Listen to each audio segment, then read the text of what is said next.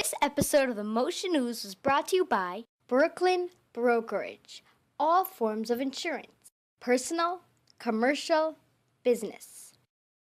And by Nifty Noggins, elegant and fun designer wig stands. And by CH Houseware and Hardware. Got kids?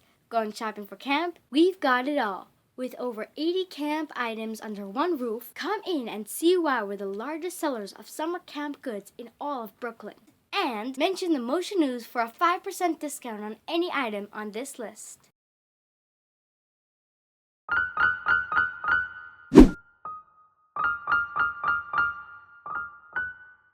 Hey, welcome back to another exciting edition of Moshe News. My name is Moshe, this is the news, and my question for you this week is, how much chuck can a woodchuck chuck if a woodchuck could chuck wood? A woodchuck could chuck all the wood. If a woodchuck could chuck wood.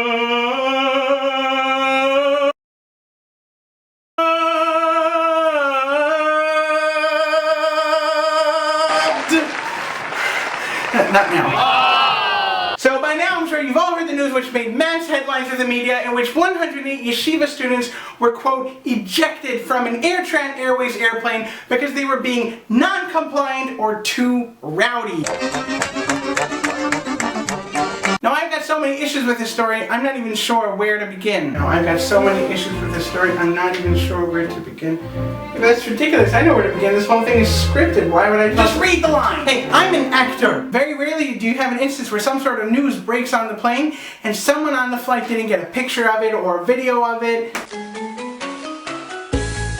And the reason I mention any of this is because now the yeshiva involved in the story has opened up their own investigation as to whether or not anti-Semitism plays any role in this whole story. Mind you, it was only a few students who were being non-compliant. It wasn't the entire group. Nonetheless, according to the news reports, the flight crew decided to, quote, eject 108 students off of the airplane.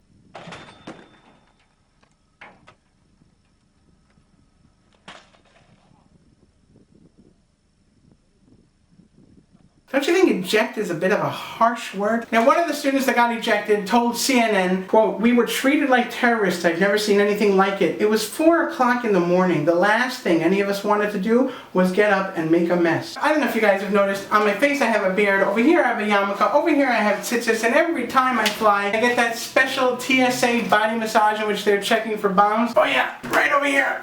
Yeah, that's a spot. Oh boy, thank you. You have a business card? Seriously, it's almost as if they have a picture up in their office warning people that I'm coming. But to say that you're treated like a terrorist, I don't know, it's kind of like crying wolf a little bit, you know what I mean? Now, if anti-Semitism did play a role in this, I am so sorry because you guys must have felt disgusted when you realized what was going on over here. Personally, I think sending 108 students off of the airplane is a bit excessive. They could have easily just have gotten rid of the 10 who were being non-compliant. At the same time, I just want you guys to remember, you guys are the seniors. That means you are the next generation of parents and leaders in the Jewish community. So the world mass media will look you guys dead in the eyes and with 100% certainty will believe without fail that you represent all of us out here. It's a big responsibility, but do your best when you're out there to show the world that Jews are honest and Jews are good people. Phew, lucky for me, none of that applies because around 75% of my YouTube subscribers believe with 100% certainty that I'm Amish. And in other news, this last week, 20 to 30,000 Hasidim, holy Chernobyl, gathered together in New York City's Foley Square in order to protest the recent approval of a proposal by the Israeli government in which all yeshiva students over the age of 18 should be drafted into the Israeli army. Right now, there are approximately 55,000 yeshiva students who are not in the army because every day they go and they learn Torah. A lot of people, however, believe that this isn't fair. Why should they sit in air-conditioned rooms and learn while our children are out there putting their necks on the line and taking bullets just to protect this land? It doesn't make sense. Look, if you're talking about things that don't make sense, let's bring up the subject matter of how on earth the Jewish people survived for so long throughout history. I can tell you how they did it. It's all that cholent that we eat on Shabbos. It gives us sounds oppressive. And lift off.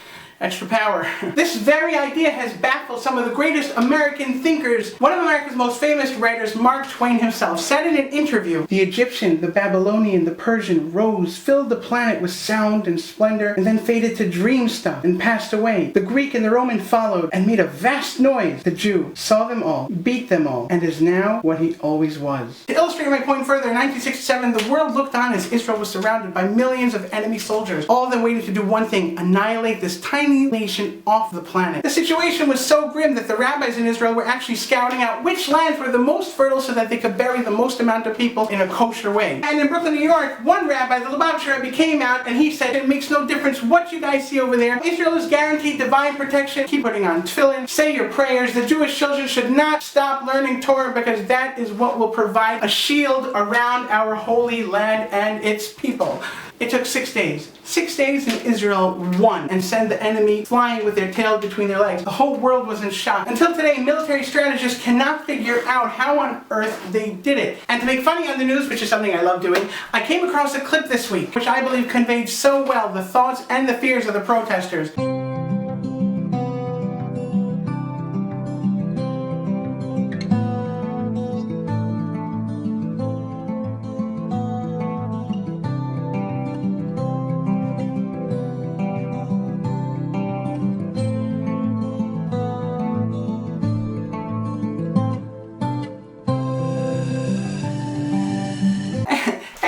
Anyone else notice how quickly he hit that bottle right after he fried out?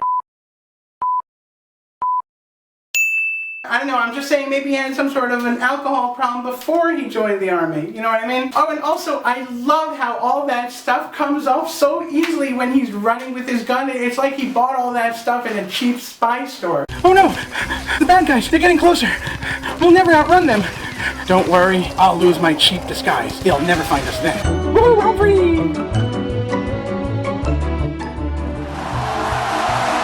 Now, here we go. Is it just me, or does the main guy in this story look like one of the characters from Guess Who? Like maybe he starts off like Richard, but ends off looking like Herman? Is it me? Is it you? Who knows? Did your person wear a hat? Yes. No. Well, he used to.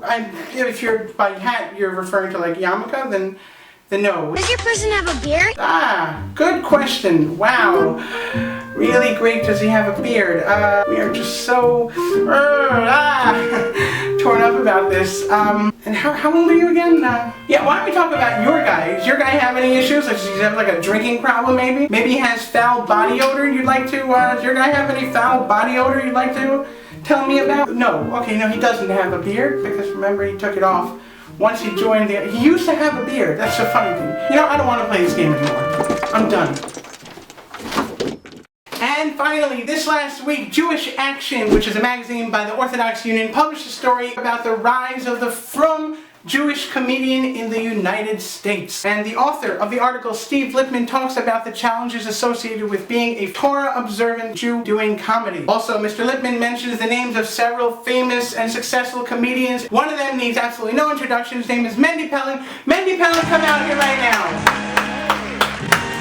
No, I'm just kidding. He's not here.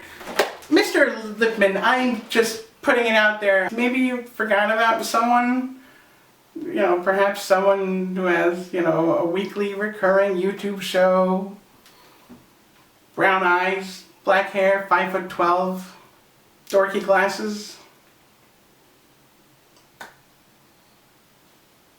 Name rhymes with Moshe Baritsky. So that's my show. I hope you guys enjoyed it. And for all you newbies out there, please don't forget to hit the subscribe button. Coming at you in 3, 2, 1.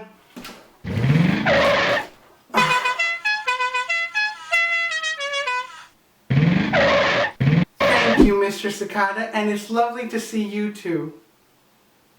Bye-bye. Have you seen these guys yet, by the way? They're everywhere.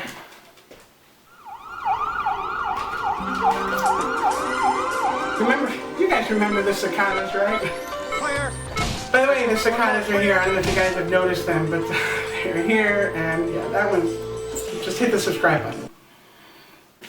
I'm Moshe Kravitsky. You guys are awesome. I'll see you next week. The Sakata's not gonna make it. His pulse is going down. I'm losing him. I can't hold him steady anymore. None of this is gonna help. Maybe if the people watching right now would hit the subscribe button, we could bring the Sakata back to life. Don't be ridiculous. They never hit that subscribe button. Give them a chance. I'm losing him. Hit the subscribe button.